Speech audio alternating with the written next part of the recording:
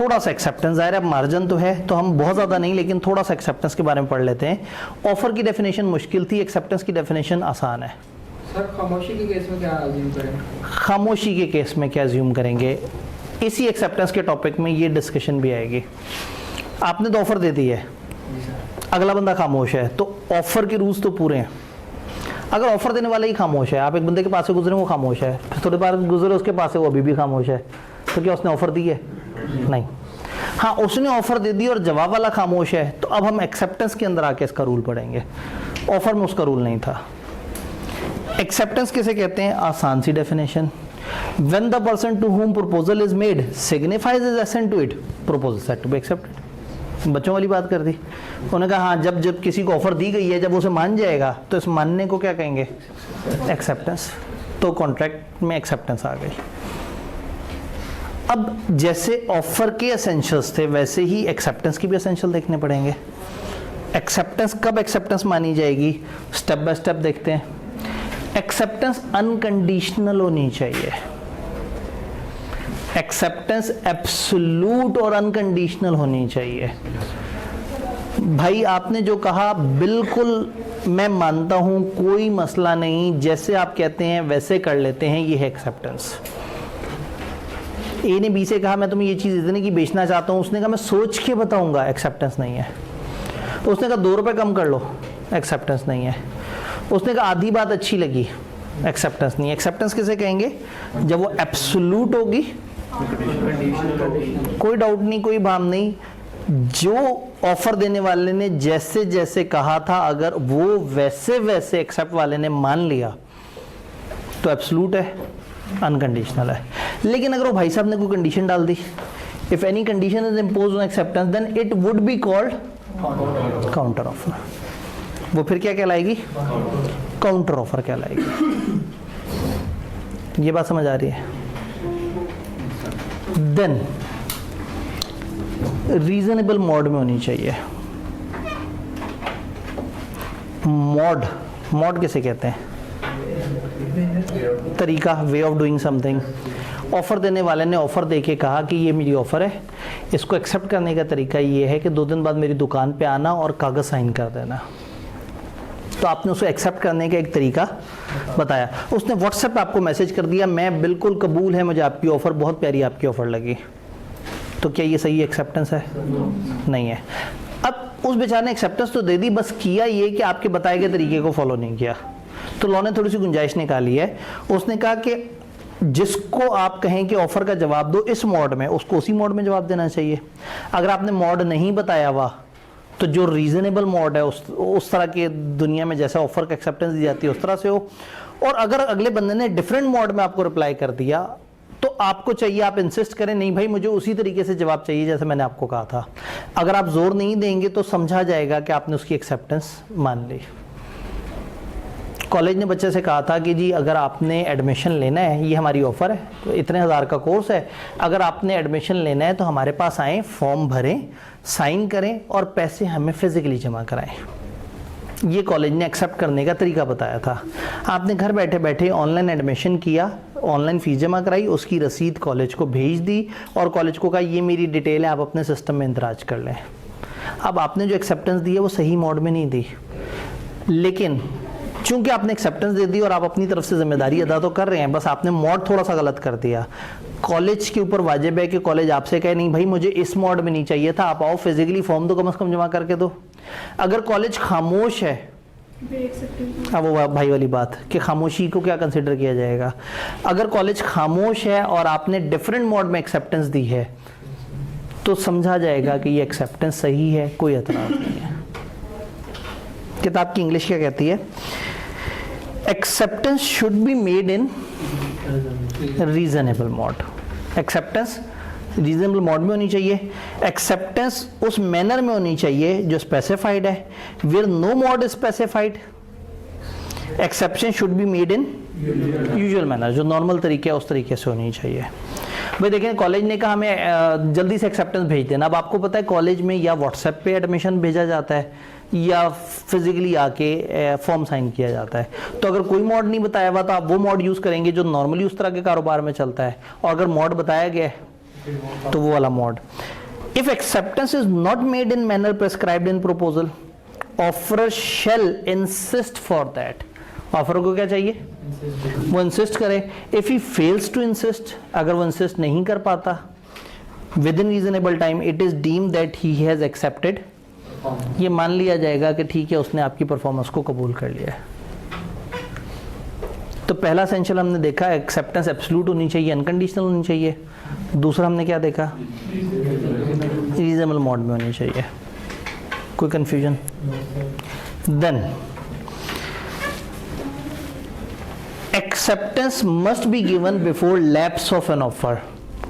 जो टाइम है, जो लैप्स का एक वो ऑप्शन है कि 4 दिन की ऑफर है, तो एक्सेप्टेंस कब तक हो जानी चाहिए, उस 4 दिन से पहले। ऑफर खत्म होने से पहले पहले एक्सेप्टेंस होनी चाहिए। ये बात अभी हमने पढ़ी, अगर ऑफर ही मर गई तो एक्सेप्टेंस नहीं दी जा सकती। तो acceptance must be given before lapse of an offer.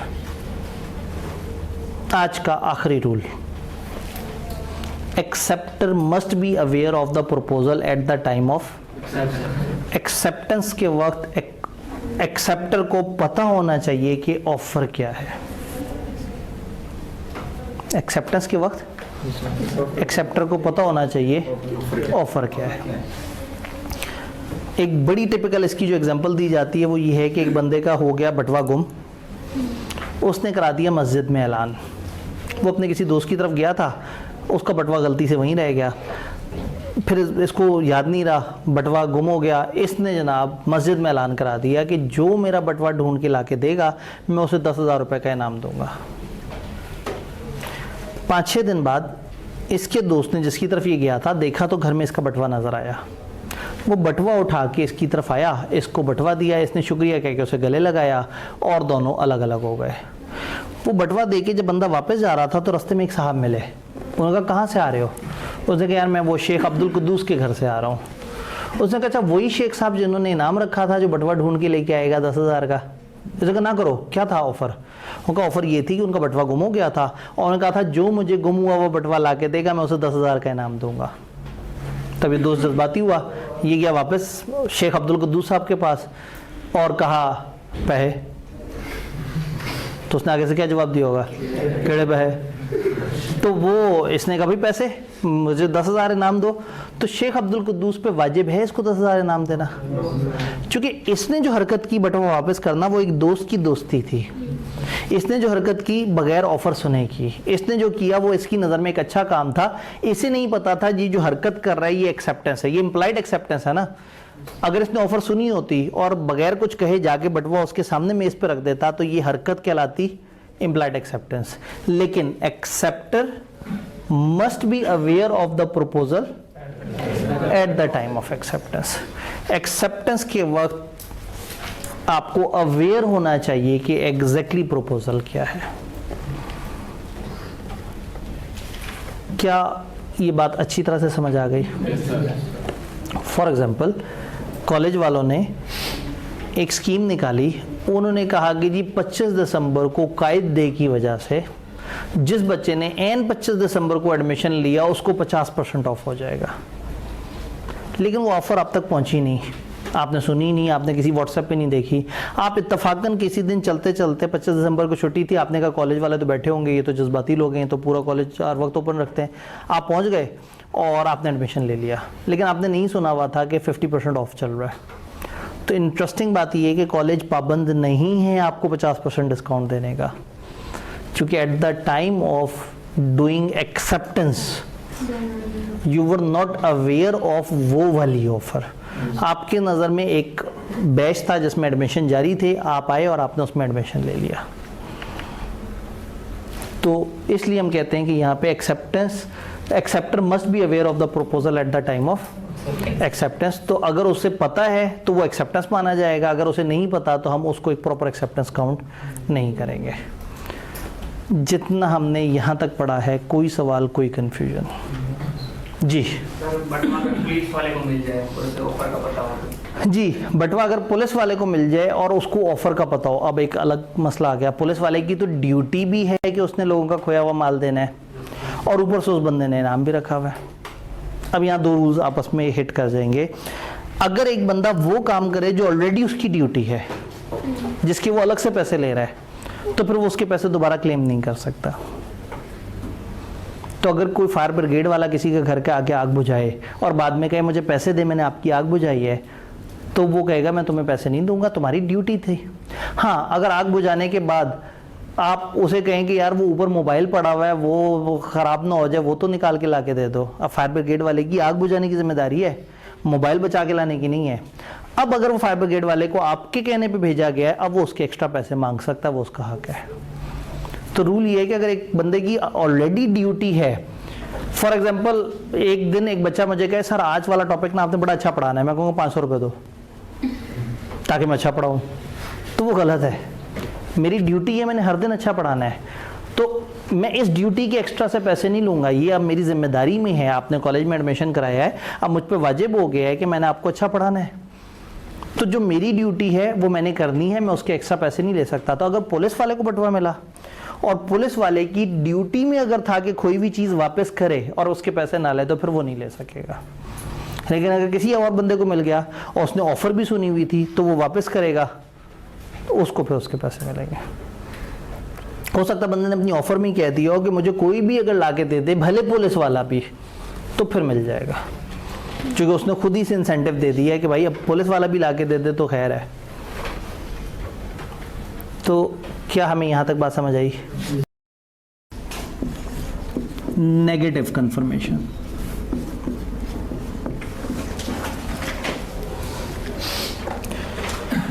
Confirmation तो है, लेकिन कौन सी है? नेगेटिव। नेगेटिव का मतलब ये होता है कि नफी, नहीं, और कंफर्मेशन का मतलब है हाँ।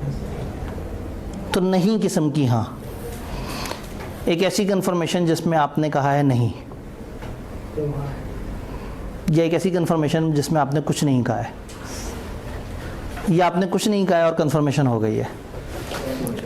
तो नेगेटिव कंफर्मेशन का मतलब होता है कि समटाइम आप एक बंदे को एक बात इस तरह से बोलते हैं कि हाँ भाई कल फिर हम लोग जो है वो 3 बजे बैठ के पढ़ेंगे इकट्ठे, अगर कोई मसला हो तो बता देना। तो अगर अगला बंदा अगले दिन 3 बजे तक कुछ नहीं बताता, तो आप खुद से क्या अजम्पशन ले लेते हैं? उसको कोई मसला नहीं है कि अब हमने पढ़ना है। तो समटाइम आपकी ऑफर इस तरह की होती है कि आप दूसरे से कहते हैं देखो अगर तुम खामोश रहोगे, कुछ नहीं जवाब दोगे, तो मैं समझूंगा कि इसका ये मतलब है। कॉन्ट्रैक्ट एक्ट ने शिद्दत से मना कर दिया, होने का negative confirmation should not be a mode of acceptance. Contract act में ऐसा नहीं होना चाहिए कि ए ने बी से कहा, ये भाई ने साथ वाले भाई को कहा कि मैं तुम्हें ये लैपटॉप 50,000 का बेचना चाहता हूं, अगर तुम्हारी तरफ से कोई जवाब नहीं आया तो मैं समझ लूंगा कि तुम्हें कबूल है। कॉन्ट्रैक्ट एक्ट कहता है ऐसा नहीं होना चाहिए। वो जवाब ना दे, इसको इनकार जरूर तस्वुर किया जा सकता है, लेकिन एक बंदे का जवाब ना देने को यस कंसिडर करना मना है। तो कॉन्ट्रैक्ट एक्ट में आप ऑफर की लैंग्वेज कभी भी ऐसी नहीं बनाएंगे जिसमें आप कहेंगे इस ऑफर के जवाब में तुम्हारे खामोश रहने से मैं यस कंसिडर कर लूंगा। तो negative confirmation is not allowed in contract act. What is negative confirmation? कि अगर अगला बंदा कुछ ना कंफर्म करे तो आप उसका एक मतलब निकाल लें कि हाँ भाई उसने ओके कर दिया है। कुछ ना कहने को इनकार तस्वर कर सकते हैं, लेकिन खामोशी नीम रजामंदी वाली बात कॉन्ट्रैक्ट एक्ट को नहीं समझ आती। कॉन्ट्रैक्ट एक्ट कहता है भाई वाज़े वाशगाफ अल्फाज में यस कहो, खामोश हो जवाब नहीं दे रहे तो इसको नो माना जा सकता है, यस नहीं माना जा सकता। तो ये एक छोटी सी लैंग्वेज ऐसे पढ़ लेते हैं, फिर हमारी वो टेक्निकल डिस्कशन होगी जो मैंने आपको कहा था।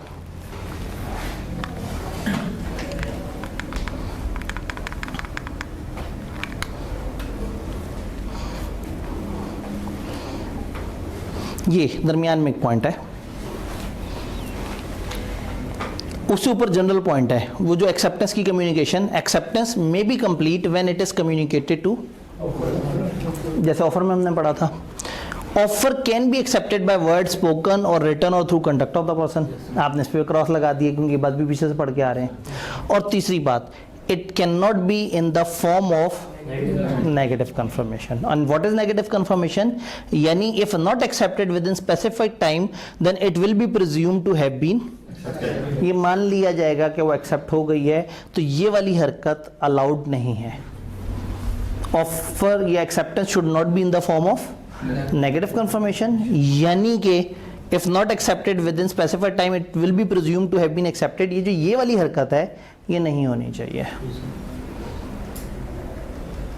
डन। एक्सेप्टेंस की टाइमलाइन पे बात करनी है। वैसे तो मुझे लग रहा है कि मेरे पास यहाँ पे एक टाइमलाइन सजी हुई भी है, लेकिन वो बहुत ही गंदी राइटिंग होगी, नहीं है, मेहनत करनी पड़ेगी। ए ने बी को कहा, अपने आप को 150 साल पीछे ले जाएं, खतों का ज़माना।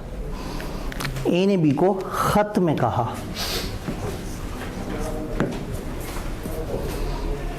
ए बैठा है पाकिस्तान, बी बैठा है वियतनाम। पाकिस्तान से आपने ख़त लिखा, वियतनाम में एक कंपनी जो कि मेडिसिन्स बनाती है, पाकिस्तानी एक बंदे ने उनको ख़त लिखा कि अगर मैं आपको 1 लाख US डॉलर भेज दूं तो क्या आप मुझे 10 बॉक्स उस वाली मेडिसिन के दे देंगे? पाकिस्तानी कंपनी ने खत लिखा कि अगर हम आपको 1 लाख डॉलर दे दें तो वो फलाना तरह की मेडिसिन की इतनी क्वांटिटी के 10 बॉक्स आप हमें दे देंगे। ये खत इन्होंने रवाना किया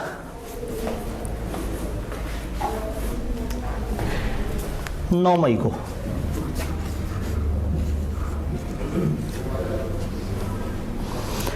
खत पहुंचा 14 अगस्त को। वियतनाम में खत है। खत पहले, और ज़माना भी 150 साल पुराना है। खत पहले लेटर बॉक्स में जाएगा, लेटर बॉक्स से एक मेन डाक ऑफिस जाएगा, फिर वहाँ से पाकिस्तान की सेंट्रलाइज्ड डाक ऑफिस जाएगा, फिर पाकिस्तान से हम इंतज़ार करेंगे कि एक बहरी जहाज़ कब रवाना होगा, फिर उस बहरी जहाज़ में सारे कार्गो के साथ ये खत भी रवाना होगा, फिर एक ख़ास समंदरी मकाम पे पहुँचेगा, फिर वहाँ से ये वियतनाम की तरफ सफ़र शुरू करेगा। रास्ते में 2-3 तरह के और कोरियर्स होंगे। तो 9 मई को भेजा हुआ ख़त वहाँ कब पहुँचा? 14 अगस्त को। ये कितने दिनों का फासला है? एक महीने का, ऑलमोस्ट 2 महीने। 9 मई के बाद 9 जून, 9 जून के बाद 9 जुलाई, 9 जुलाई के बाद 9 अगस्त, और उसके बाद भी 5 दिन, यानी ऑलमोस्ट 2 महीने। खुदा को खौफ करें, जान दें, वो ना करे गुस्सा इतना, ठीक है। 3.25 महीने, ठीक है, 3 महीने और कुछ 4-5 दिन। तो 9 मई को भेजा हुआ खत 14 अगस्त को पहुंचा है। जैसे ही 14 अगस्त को ये खत पहुंचा कंपनी बी के पास, कंपनी बी वालों ने अपना स्टॉक देखा, उनके पास स्टॉक थोड़ा सा शॉर्ट था। उन्होंने आसपास जल्दी से बाइंग करके और अपने पास 10 बॉक्स पूरे कर लिए, और उन्होंने कहा लो जी अब तो हमारे 10 बॉक्स मेडिसिन के तैयार हैं, हम पाकिस्तानी ग्राहक को बड़े आराम से चीज़ सप्लाई कर सकते हैं। उन्होंने खत का जवाब दिया।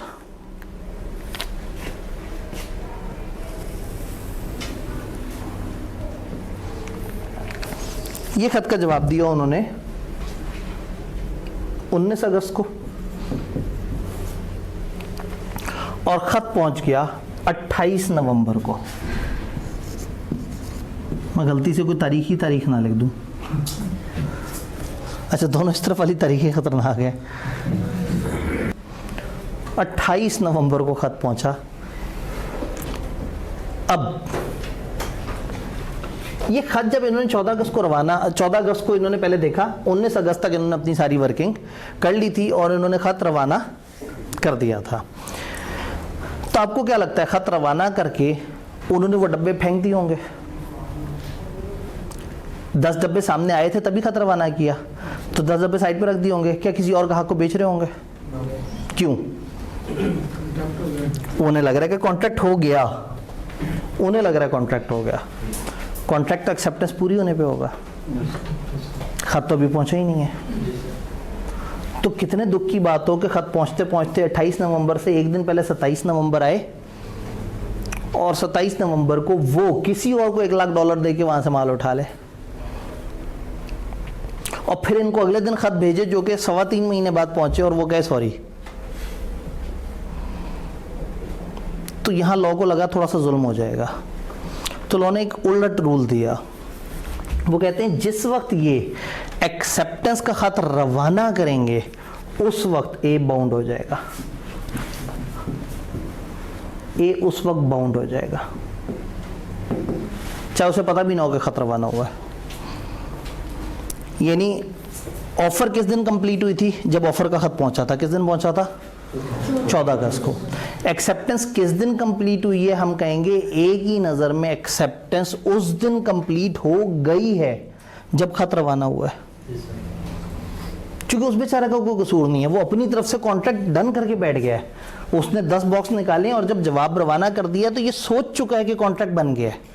हालांकि इसकी एक्सेप्टेंस अभी पहुंची नहीं है, ये तो उस दिन बाउंड होगा जब एक्सेप्टेंस पहुंचे, लेकिन लॉ इसको बचाने के लिए कह रहा है कि जिस दिन इसने खत रवाना किया ए बाउंड हो जाएगा, और जब खत पहुंचेगा तो बी बाउंड होगा।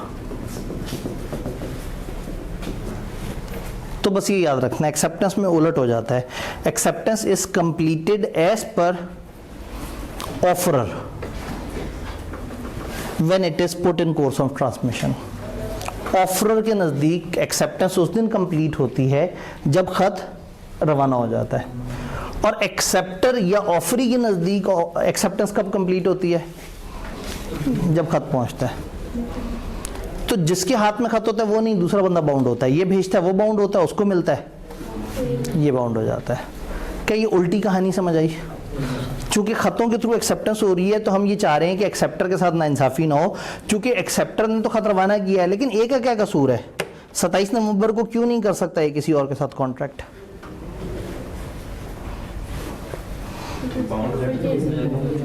उसे तो नहीं पता वो बाउंड हुआ है, उसे वेट करना चाहिए था। उसने खत भेजा था ना, वो खत जो वियतनाम 3.25 महीने बाद पहुंचता है, तो फिर उसे मार्जिन रखना चाहिए था, आधा पौना महीना एक्सेप्टेंस वगैरह के लिए, फिर 3.25-3.5 महीने का मार्जिन रखता, तो जिस वक्त रवाना किया था 8-9 महीने तक रीजनेबल वेट करके अगर जवाब ना आता तो किसी और से डील कर लेता। तो खतों के ज़माने में चीज़ें थोड़ी सी मुश्किल थी, तो इसलिए खतों के ज़माने में लोगों को बाउंड करने के लिए ना लॉ ने एक रिवर्स रूल दे दिया था। वो ये है कि जब एक्सेप्टर खत रवाना करेगा तो ऑफरर बाउंड हो जाएगा, और जब खत पहुंचेगा तो ऑफरी बाउंड होगा।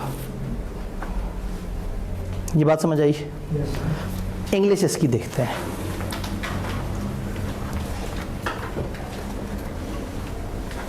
वो आखिरी 2 लाइनें, कम्युनिकेशन इज कंप्लीट अगेंस्ट यानी as per proposer when it is put in course of.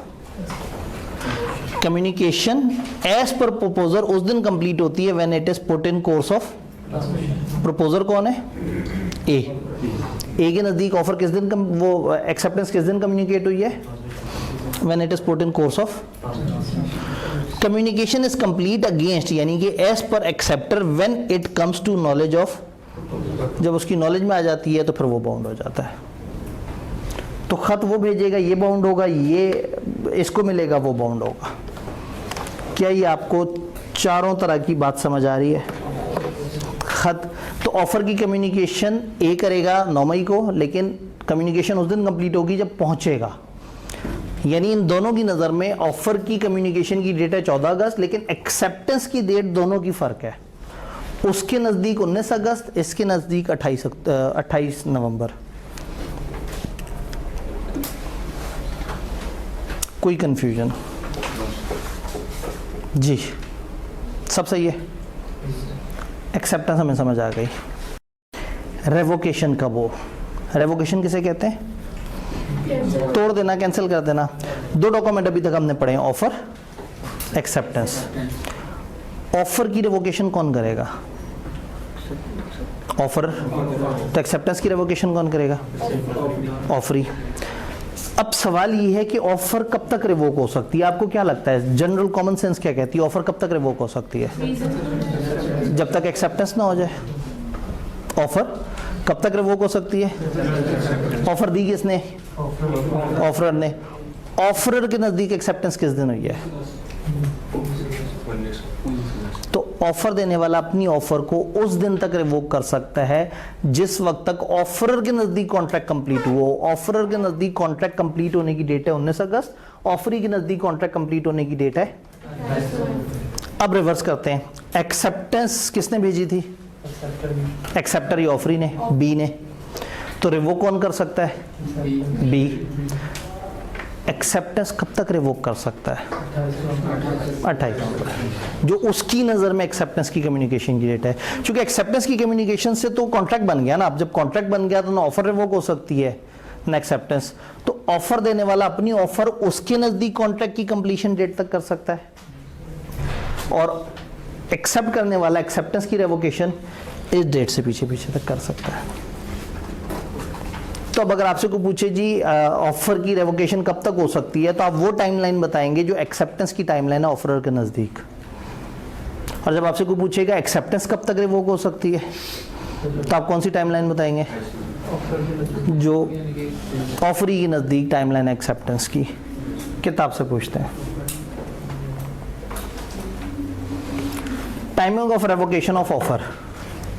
A proposal may be revoked at any time before acceptance। वो जो सामने की ऑफर है, एक बंदे सामने से ऑफर दी, अगले ने एक्सेप्ट करना था, करने से पहले पहले आपने रिवोक कर दी, तो या तो एक्सेप्टेंस से पहले रिवोक कर दें, ये है सादा केस। और अगर खत वाले केस की बात करें, और the communication of acceptance is complete as against the proposer, as per the proposer but not. तो ऑफर देने वाला अपनी ऑफर को उस दिन तक रिवोक कर सकता है जब उसकी नजर में एक्सेप्टेंस की कम्युनिकेशन हो गई है। और मेरी एग्जांपल में वो डेट है 19 अगस्त। एक्सेप्ट करने वाला कब तक एक्सेप्टेंस कर सकता है? Acceptance can be revoke at any time before the communication of acceptance is complete as against acceptor but. तो एज पर एक्सेप्टर जब तक कम्युनिकेट हो गई उस दिन से पीछे पीछे कर सकते हैं, उसके बाद नहीं कर सकते।